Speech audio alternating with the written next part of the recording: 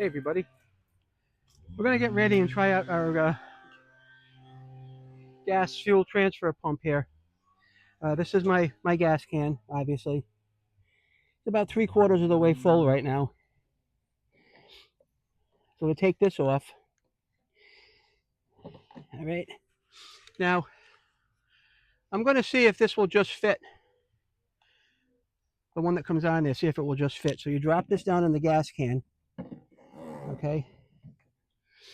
And let's see what this is going to do. Oh yeah, this one's screwing on there just nice. All right.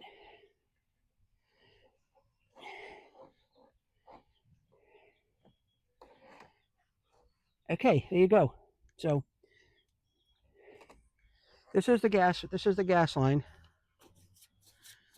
I take my nozzle off, my cap off. If you want, you can clip this in the tank like that. All right.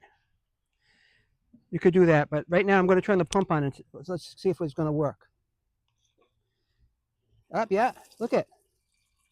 Beautiful. That's so much easier than holding the can up. I could clip it in the tank, but I only needed a little bit of fuel here because I just filled it up. And that is full. Okay, that is full. So that will drain back down into the can. Now, what I love about this is, check it out.